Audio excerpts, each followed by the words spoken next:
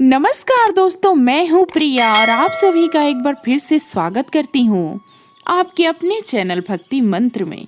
दोस्तों, आज मैं फिर से एक मोटिवेशनल कहानी लेके आई हूँ, तो चलिए देखते हैं। एक राधे श्याम नाम का व्यक्ति था। वह स्वभाव से बड़ा ही शांत और सुंदर विचारों वाला था। उसका छोटा सा परिवार था जिसमें उसके माता पिता, पत्नी और उसके 2 बच्चे थे। सभी से वो बेहद प्यार करता था। इसके अलावा वो कृष्ण भक्त भी था और सभी पर दया भाव रखता था। जरूरतमंद की सेवा करता था, किसी को दुख नहीं देता था। उसके इन्हीं गुणों के कारण भगवान श्री कृष्ण उससे बहुत प्रसन्न थे और सदैव उसके साथ रहते थे। और राधे श्याम अपने कृष्ण को देख भी सकता था और बातें भी करता था।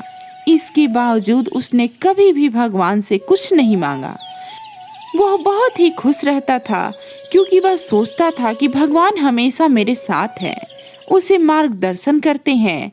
राधे श्याम भी कृष्ण को अपने मित्र की तरह ही पुकारता था और उनसे अपने विचारों को बांटता था।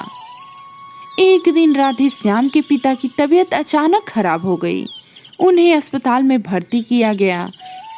राधे श्याम ने सभी डॉक्टर्स के सामने हाथ जोड़े, अपने पिता को बचाने की विनती की, लेकिन सभी ने उससे कहा कि वो ज्यादा उम्मीद नहीं दे सकते और सभी ने उसे भगवान पर भरोसा रखने को कहा।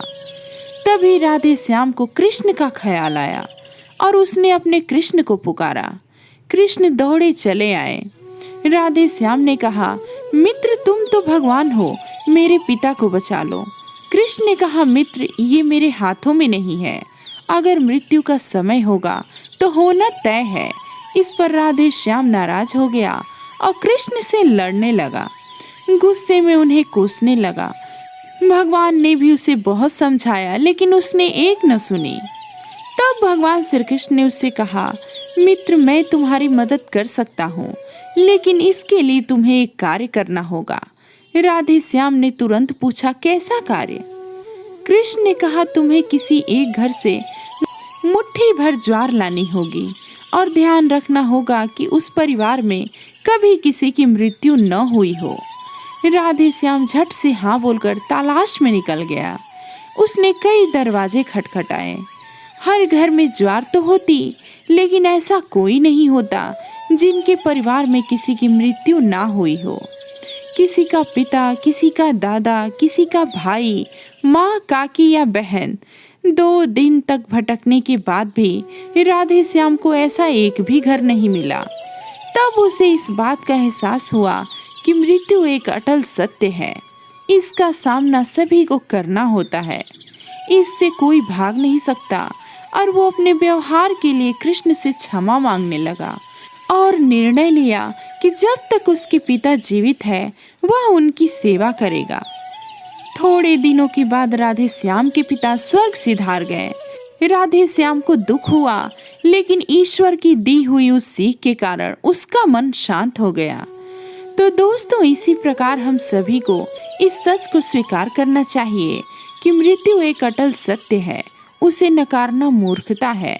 दुख होता है, लेकिन उसमें फंस जाना गलत है, क्योंकि केवल आप ही उस दुख से पीड़ित नहीं है, बल्कि संपूर्ण मानव जाति उस दुख से रूबरू होता है।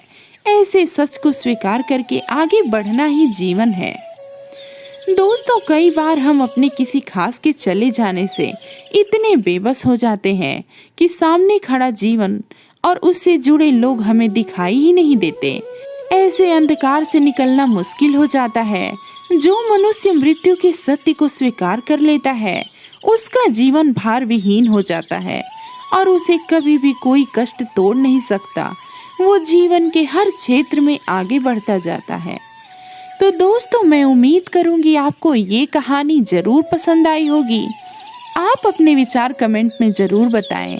अगर आप मेरे चैनल पे नए हैं तो मेरे चैनल को सब्सक्राइब करें, वीडियो को लाइक करें, शेयर करें और साथ ही अगर कोई सुझाव हो तो कमेंट करके वो भी बताएं।